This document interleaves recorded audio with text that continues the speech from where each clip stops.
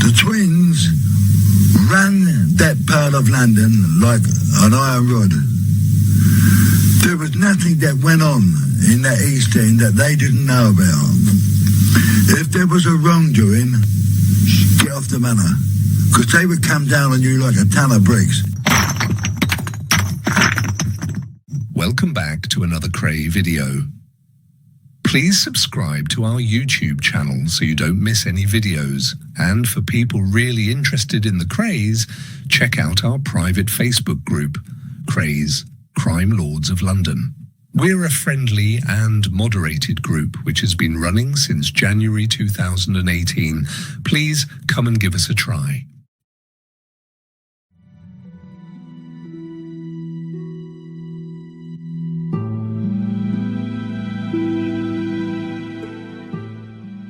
Hello, my name is Tony Lambrianou, and I ran with the Kray gang back in the 1960s. I wasn't in the firm itself. I was more like an associate member, along with my brother Chris.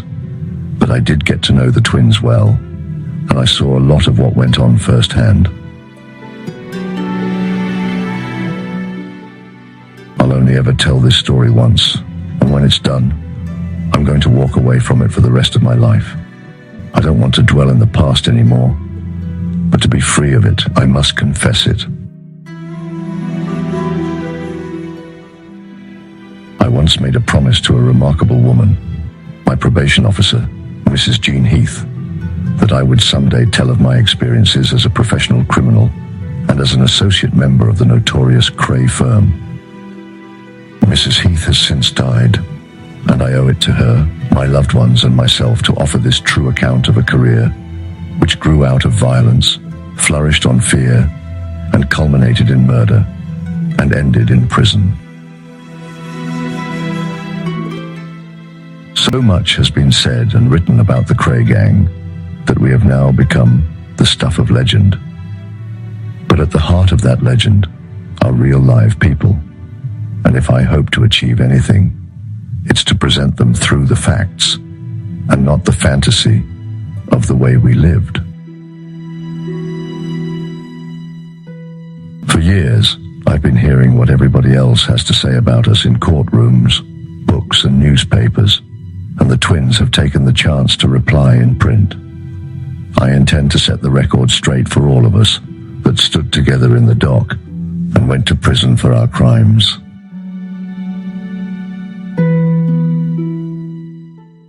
I've seen Reggie hit numerous people on the chin, and I know that Ron and Reg fought each other at times, but I never ever saw them fight together myself. They argued a lot, just like any brothers, and you were always convinced that something was going to happen, but it never did in front of me anyway. However, Reggie did come to blows with their brother Charlie, at least once that I know of. There was a party in Mansell Street, Bethnal Green, for the firm and the Kaufman brothers. One of the guests was the nephew of Billy Hill, a gangster who, with his partner Jack Spot, had controlled London in the early 50s. The nephew was a bit drunk and said something to Reggie, and Reggie pulled him up on it. The next minute, Charlie and Reggie were arguing, and they disappeared outside to have a fist fight. A girl who was with one of the boys at the party was standing nearby. She said to me, "Separate them." I said, "If you feel that strongly about it, separate them yourself." I knew better than to step in between two brothers. Charlie was indoors with a black eye for 3 or 4 days after that. If you were called round to see the twins, you went. Otherwise, you would be visited personally, because they could be so easily offended if anybody ever did them wrong. My advice to that person was always, straighten it up with them as quickly as possible. If not, don't ever bump into them. Someone once said to me, "You don't fight them, they fight you." And that was how it was. Reggie was more accessible than Ronnie, more open to a discussion about problem situations. To upset Ronnie was to bring things down on your own head. He had his morals, and he acted upon them as a matter of honor. I've always respected him for that. He saw things one way only. There was no in-between with Ronnie. If he had the needle, you knew it, and there was no reasoning with him. If he had the hump with someone who was in a crowd of 100 people, he'd go in there and do what he had to do, regardless of the odds against him. Ronnie was well known for his unpredictability and could be spontaneous with his violence. You knew just to meet him that there was something different about him. He was a sociable man, a mixer, but at the same time, he was aloof. He had an air which seemed to say, "Don't approach me too closely."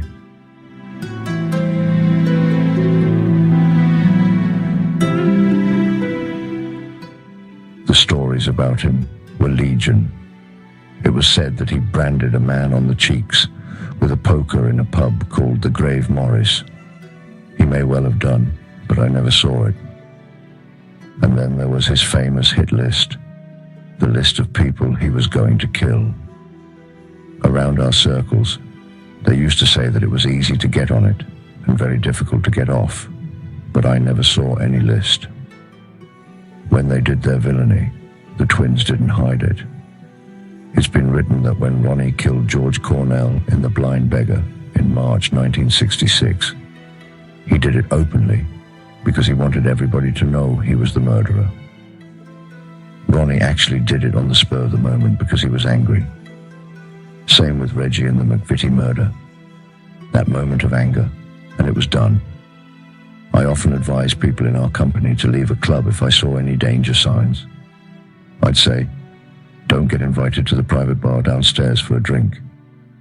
Some of them went against my advice and took a drink and a beating. Even worse, of course, was to be invited to a party at a private house. That was a serious business. As the saying went, you go there, you walk through the door, and you're carried out feet first. On the other hand, if you were invited round to the house at Valence Road, or to Braithwaite House in Old Street, where Reg and Ron later lived with their parents, you knew you were safe. They never carried out any acts of violence at the family home. You couldn't fool the twins, couldn't pull the wool over their eyes. They had a grapevine second to none. People reported everything back to them, usually to curry favor. I'd go somewhere one night, and I could bet my bottom dollar Reggie or Ronnie would say to me the next day, "We hear you were in such and such a place with so-and-so." They never directly asked you not to associate with certain people, but if they disapproved of somebody you were friendly with, they'd say, "We don't particularly like him." And you got the message. You stood by their rules. In my own personal experience, they were never bullies.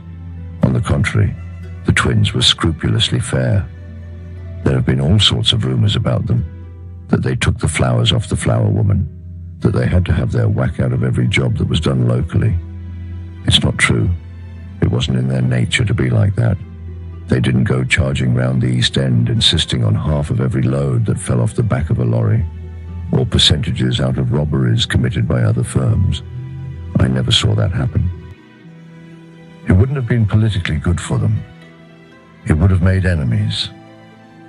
They were all for making friends, because it was important that while they were feared, they were also respected. It was all done very diplomatically. I never once heard them make a direct demand for money off anyone. They had a way of handling people tactfully, never with a violent attitude. They didn't just march into places demanding 30% of the takings. Most of the protection business they did came to them. They never had to ask for work. People wanted them because they were the best. Club owners, publicans, restaurateurs, and arcade proprietors were people who knew that their premises naturally attracted trouble. The wrong uns, the Friday night gangsters. There were a lot of these people who worked 5 days a week for a wage, and on Friday night would go out drinking with their mates and want to tear the place up, to wreck the business. The only way to stop that was to protect it with heavy people. The fact that the Krays were known to be involved in a business was enough to prevent any further problems. We did a lot of good in that way. It was in everybody's interest to have the twins about. Publicans, club owners, they were guaranteed safety. They had no aggravation. Once they got into the heavy game, the scene of involving known criminals in their businesses, obviously they had to pay for it. But it saved them money in the long run. It was a good investment, because the East End was like the Wild West, and the twins' word was the law.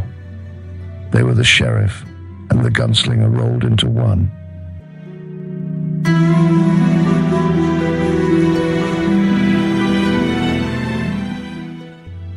Walk anywhere in the East End with the twins, and everybody knew them.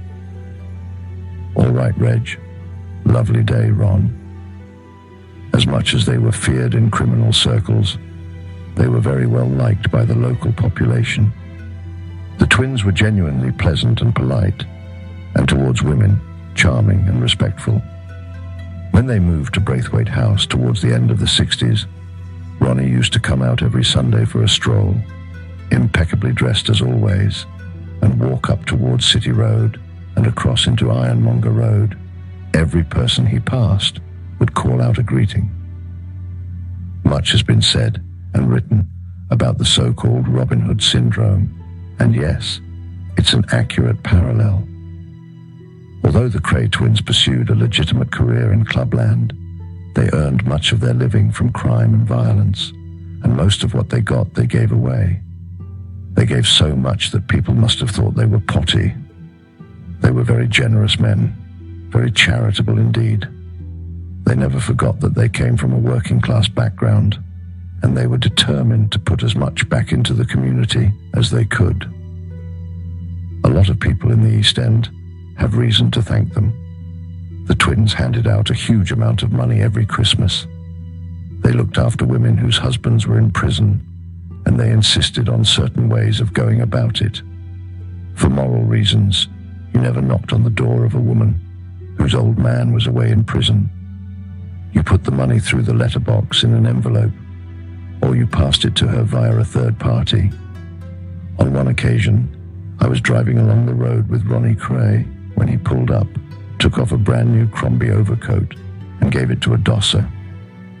People have been suspicious in the past about the twins and their charity work, suggesting that it was designed to gain them a good image in the press. No. If they took up a cause, they genuinely got involved in it.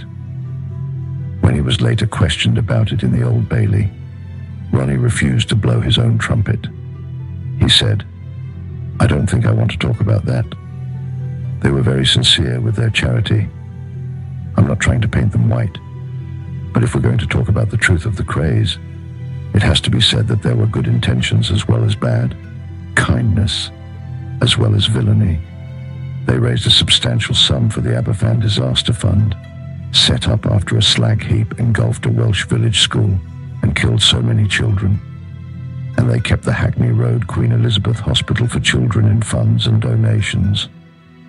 They also did a lot of work amongst the old people in the East End, and they supported all the boxing charities. Members of the organizations were invited to one of the twins' clubs or pubs where the money would be handed over. The twins never had a penny of it.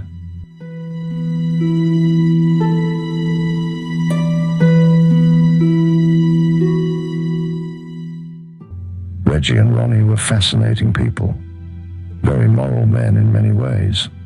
They had a code of ethics which stated that you didn't interfere with other men's wives, although it did sometimes happen in our circles, and it caused a lot of friction. You never stole off your own. Sex offenders, heroin dealers, and ponces were not acceptable. The twins also believed in a certain honor among thieves, something which has gone out the window today, and were prepared to help any criminals suffering hardship. They had a pension fund for ex-cons, a protection fund, if you like. It was known that if you came out of prison and went to the twins, you'd get a bit of help with no ulterior motive. It was sometimes said of the twins that once they'd done someone a favor, they'd hold that person in debt. That was never the case. The only thing Reg and Ron ever gained from helping former inmates was the chance to expand their grapevine. They were running a business after all, and it was in their interest to know what was going on. They were happy to lend as well. Various celebrities and society figures borrowed money from the twins to get themselves out of trouble. So all in all, a fairly wide cross-section of people had cause to be grateful to the Krays. In a social setting, they were very friendly and likable. They were always the first ones to buy a drink for the company. If you were ever short of a few quid in the pub, they'd take care of you. When they went into a pub, the governor would place the phone on the bar for their convenience, and a buffet would always appear. He knew he'd get good trade and no aggro, unless something drastic happened. Ronnie was the more flamboyant of the two. He had a very dry wit, and he could be quite eccentric. Sometimes he'd say, "I'm having one of my parties tonight," and you'd turn up to find that dwarves, giants, and big fat women were the star attractions. He used to sit one of the midgets on a stool, put his hand behind him as if he was a dummy, and pretend to be doing the talking. I found Ronnie's humor hilarious. He used to keep an Alsatian dog, and one day, when we were about to leave the house, I said, "Are you going to feed the dog, Ron?" Ron went to the cupboard, picked up a tin of dog food, and threw it out the window. He said, "If he's that fucking hungry, he'll open it himself." But at the same time, you knew you had to behave around Ronnie. You knew you were dealing with someone different. You were on your toes. With Reggie, you could relax a bit more, especially if he was on his own.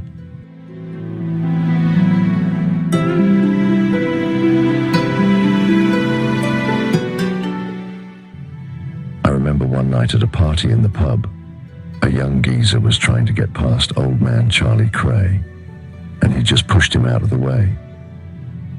Luckily for the young guy, Ronnie Kray didn't see this, but Reggie did. He let him off with a warning, because he was a boy. Reggie went about things in a more considered way. In their personal habits, they were clean-living men. They were early risers who used to work out regularly. They liked to drink, but they never had anything to do with drugs. They stayed well away from that scene, and their home was spotlessly clean. You could eat your dinner off the floor in Valence Road.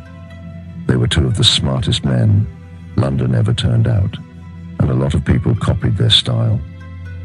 I only ever saw Ronnie once in casual clothes. I was walking up to my mate Peter's cafe on the corner of Blythe Street one day, when all of a sudden a car pulled up alongside me, and in it were the twins with an old friend of theirs, Dickie Morgan. Reggie and Dickie were both wearing blue suits, but Ronnie was dressed in a pair of blue slacks and an open-necked shirt. It was a rare occasion.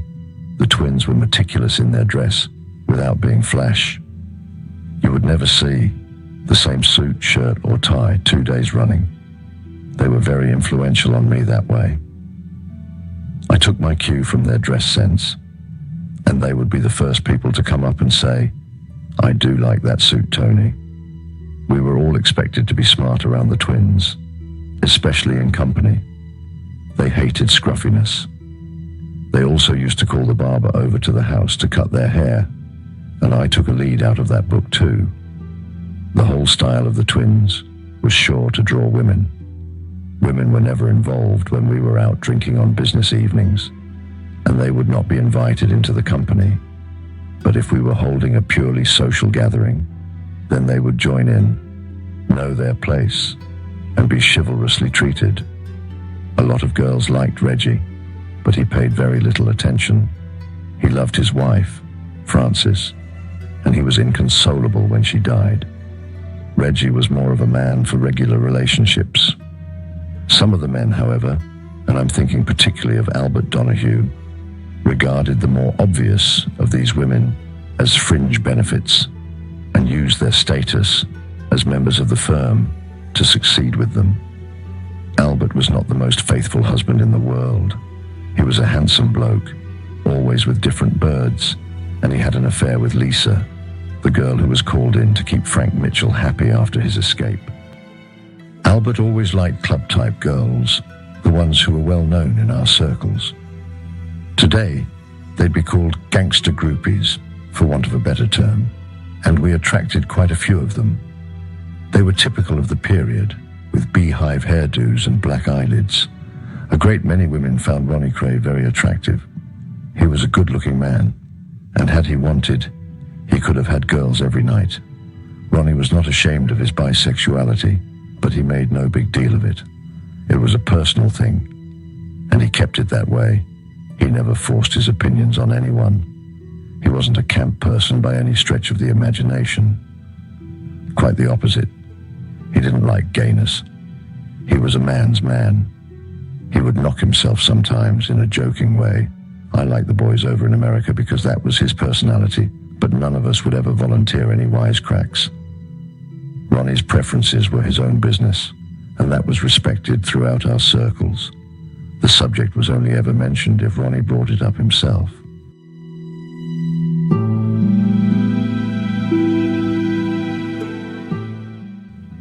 When George Cornell called Ronnie a fat puff, it was a direct challenge.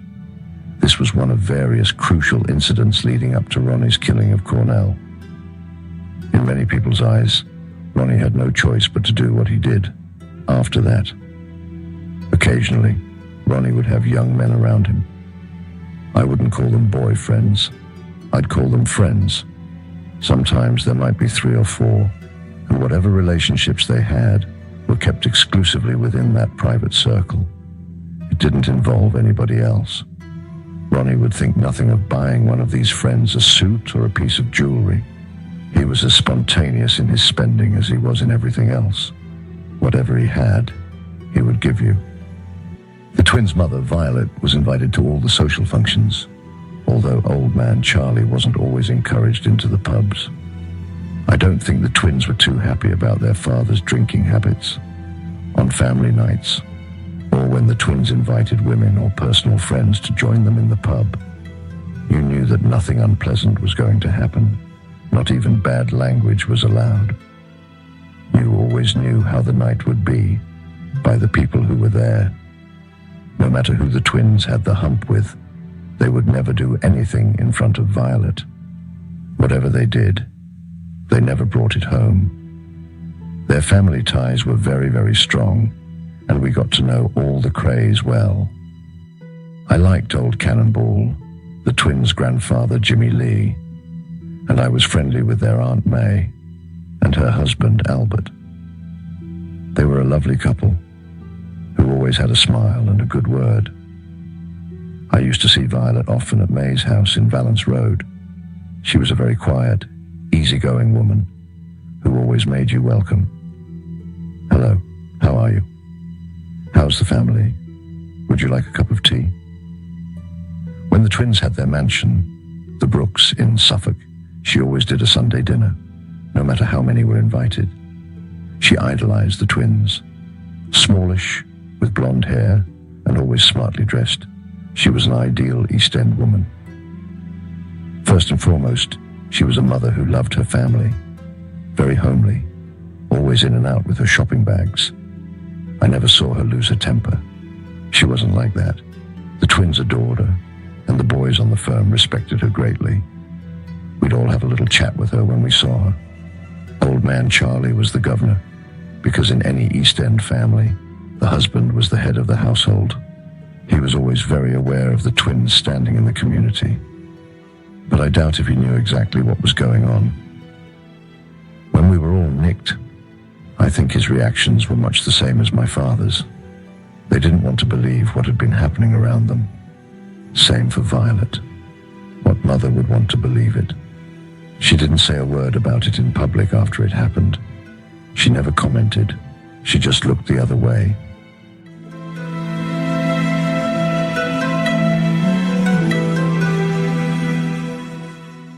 That's all for this edition, my friends. I'd like to thank you all for listening to my story. I'll catch you again in the next one.